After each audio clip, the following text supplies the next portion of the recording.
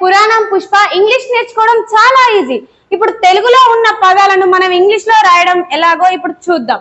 ఆ నుంచి ఆహా వరకు వీటన్నిటిని హచ్చులు అంటారు. ఆ నుంచి ఆహా వరకు వీటన్నిటిని ఇంగ్లీష్ లో రాయడం జరిగింది. ఆ అంటే ఏ అని, ఆ అంటే ఏ లేదా ఏ అని, ఈ అంటే ఐ లేదా వై అని, ఈ అంటే ఈ వీటన్నిటిని కూడా ఇంగ్లీష్ లో రాయడం జరిగింది. తెలుగులో హచ్చులు 16 ఉంటే ఇంగ్లీష్ లో హచ్చులు మాత్రం 5 ఉంటాయి. అవేంటి అంటే ఏ, ఈ, ఐ, ఓ, యు. వీటేమంటారు? హచ్చులు. ఇంగ్లీష్ హచ్చులు అంటారు.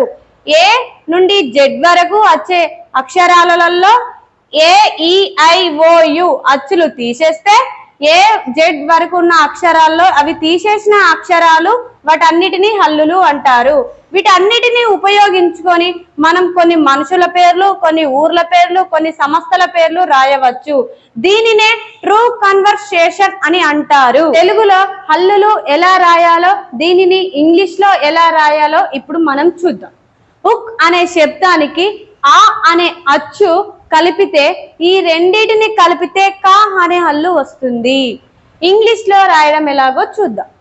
క్ అనే శబ్దం ఏ నుంచి జెడ్ మధ్యలో క్ అనే కాడ కా అంటే కే వస్తుంది కాబట్టి కేని తీసుకొచ్చి ఇక్కడ పెట్టాం. అలాగే ఆ అనే కాడ ఏ ఉంది కాబట్టి ఏ తీసుకొచ్చి ఇక్కడ పెట్టాం. కే ఏ కలిపితే కా అవుతుంది ఇంగ్లీష్ లో. ఉక్ అనే శబ్దం ఆ అనే అచ్చు కలిపితే గా అనే హల్లు అవుతుంది. ఇంగ్లీష్ లో అనే ఏ నుంచి జెడ్ వరకు గా అనే శబ్దం వస్తుంది కాబట్టి జి కాడ పెట్టాం. ఆ అనే శబ్దం కాడ ఏ వస్తుంది కాబట్టి ఏ పెట్టాం. ఈ రెండింటిని కలిపితే జిఏ అవుతుంది కాబట్టి దీన్ని ఇంగ్లీష్ లో గా అని అంటారు. వీటన్నిటిని ఉపయోగించుకొని మనం కొన్ని మనుషుల పేర్లు, కొన్ని ఊర్ల పేర్లు, కొన్ని సంస్థల పేర్లు రాద్దాం. మనం ఇప్పుడు ఒక పేరు రాద్దాం. కమల అనే పేరు రాద్దాం. ఓకే, కమల.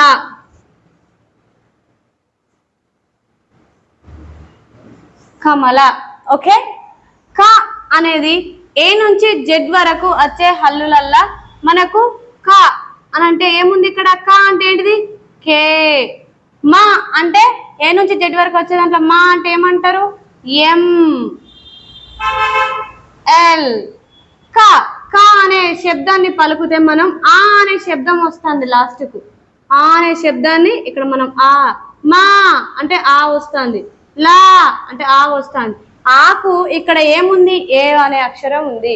ఏ అనే అక్షరాన్ని తీసుకొచ్చి మనం ఇక్కడ రాయాలి. ఏ, మాకు ఏ, లాకు ఏ. దీన్ని మొత్తం కలిపి రాస్తే క మా లా, కమల. కమల అనే అక్షరం మీకు ఈజీగా ఉండవచ్చు, ఎందుకంటే ఆ 3 సార్లు ఆ అనే మనకు ఏ అనే పదమే వచ్చింది కాబట్టి రాయగలుగుతాం. కాబట్టి ఇంకో అక్షరం చూద్దాం. కవిత. కవిత. క అంటే కే. వి అంటే వి. త అంటే టి. కా అంటే మళ్ళీ ఆ వచ్చింది చూడండి. వి అంటే మళ్ళీ ఈ వచ్చింది. ఈ. త అంటే మళ్ళీ ఆ వచ్చింది. మళ్ళీ కా అంటే ఆ అంటే ఏమన్నట్టు? ఏ తీసుకొచ్చి రాయాలి. వి అంటే ఏమన్నట్టు? ఐ తీసుకొచ్చి రాయాలి. ఆ అంటే ఏమన్నట్టు? ఏ. మొత్తం కలిపితే ఏమవుతుంది? కవిత. ఇలా రాయొచ్చు. ప్లస్ హెచ్ యాడ్ చేసి కూడా రాయొచ్చు. ఎలా అంటే KAVITHA ఇలా కూడా రాయొచ్చు కవిత అని. ఓకే ఫ్రెండ్స్, ఇప్పుడు మనం ఊరు పేర్లు చూద్దాం. ఓకేనా? ఒక ఊరు పేరు వరంగల్. వరంగల్. వరంగల్. వరంగల్. వ అనే కాడ వి వస్తుంది, డబ్ల్యూ వస్తుంది, కానీ మనకు డబ్ల్యూఏ వస్తుంది ఇక్కడ. వ. రం అంటే ఆర్. గ అంటే జి. ల్ అంటే ఎల్. వ అనే శబ్దం కాడ ఆ వస్తుంది. రం అనే శబ్దం కాడ అమ్మ వస్తుంది. గ అనే శబ్దం కాడ గా వస్తుంది. ఓకే. ఆ అనే శబ్దం కాడ ఏముంది? ఏ ఉంది. ఏ. రం అంటే ఒక్కొక్కసారి ఏఎం వస్తుంది, ఒక్కొక్కసారి ఏఎన్ వస్తుంది, కానీ మనకు ఏఎన్ఏ మరి వస్తుంది. ఏఎన్. గా అంటే ఏ.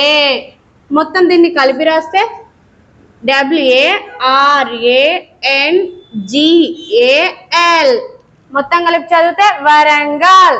ఓకే, మనకిప్పుడు సంస్థల పేర్లు చూద్దాం. ఓకేనా? సంస్థల పేర్లు అంజనా జలం, అంజనా జలం. ఓకేనా ఫ్రెండ్స్? ఇప్పుడు మనం దీన్ని చూద్దాం. అమ్ అంటే ఏమొస్తుంది ఇక్కడ?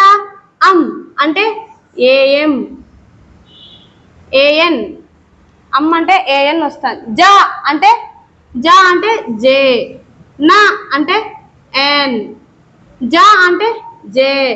లా అంటే ఎల్. సరే. అమ్ అంటే ఏఎం. జా అంటే జే ఏ. ఆ వస్తుంది కాబట్టి ఏ. నా అంటున్నాం కాబట్టి ఆ వస్తుంది కాబట్టి ఎన్ ఏ. ఈడ జా ఆ వస్తుంది ఏ. లం అంటున్నాం కాబట్టి అమ్ వస్తుంది ఇక్కడ. అమ్ ఏఎం ఏఎన్.